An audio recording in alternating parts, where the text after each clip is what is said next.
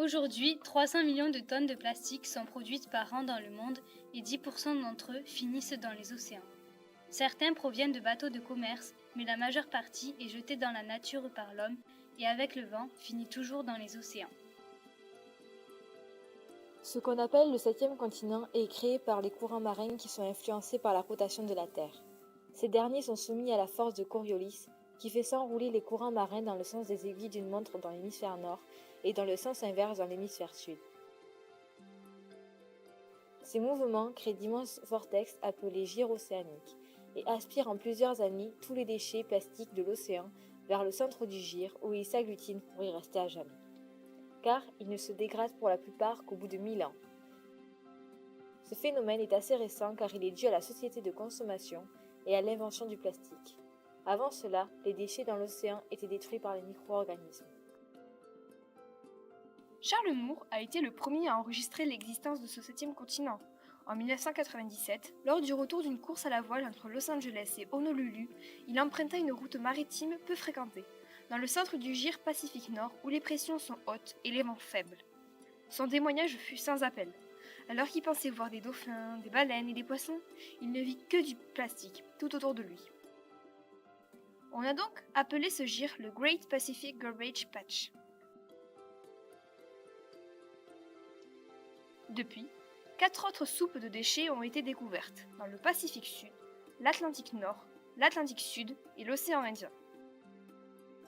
La plus grande reste cependant celle du Pacifique Nord. Sa superficie est estimée au double du Texas et elle est composée de plus de 18 400 débris par kilomètre carré sur 30 mètres de profondeur.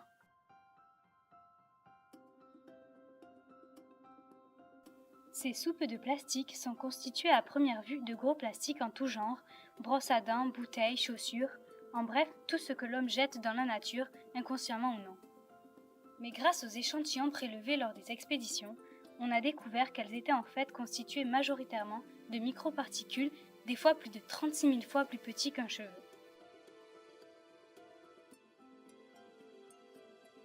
Les analyses ont permis de démontrer que ces microplastiques, aussi appelés paillettes, sont des morceaux de plastique qui ont été dégradés par la lumière du soleil et les courants océaniques. Ces grains de plastique agissent comme des éponges où viennent se fixer des toxines peu dégradables telles que les polychlorobiphényles (PCB) ou les hydrocarbures HAP. Les PCB sont utilisés pour la synthèse de la fabrication du plastique ou autres fibres synthétiques. Les HAP sont eux présents lors d'une mauvaise combustion du charbon, dans les pots d'échappement ou encore dans le pétrole. Ces deux molécules sont dangereuses pour l'être humain. Elles peuvent entraîner toutes sortes de cancers et malformations ou rendre stérile. On trouve également des larmes de sirène qui sont de minuscules granulés de plastique utilisés comme matière secondaire dans la fabrication d'objets plastiques. La présence infime de plancton par rapport au plastique, alors qu'il est indispensable à la vie des océans, a fini d'alarmer les plus grands spécialistes. Toutes ces découvertes ont mis en évidence de graves conséquences.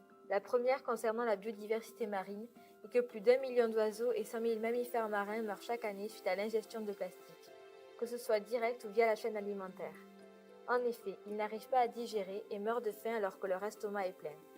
Comme les tortues de mer qui mangent des sacs plastiques car elles les confondent avec leur principale alimentation, les méduses, et les poissons qui confondent les microplastiques avec le plancton. Certains meurent aussi par strangulation lorsque les plastiques s'enroulent autour de leur cou. Une autre est le réchauffement climatique. En effet, les océans sont d'immenses régulateurs thermiques pouvant stocker une grande quantité de chaleur issue de l'absorption de l'énergie solaire. C'est grâce aux courants marins chauds et froids qui circulent dans des sens contraires qu'ils peuvent restituer cette chaleur à l'atmosphère pendant très longtemps. Les océans étant menacés d'asphyxie, la régulation thermique de l'atmosphère l'est donc tout autant.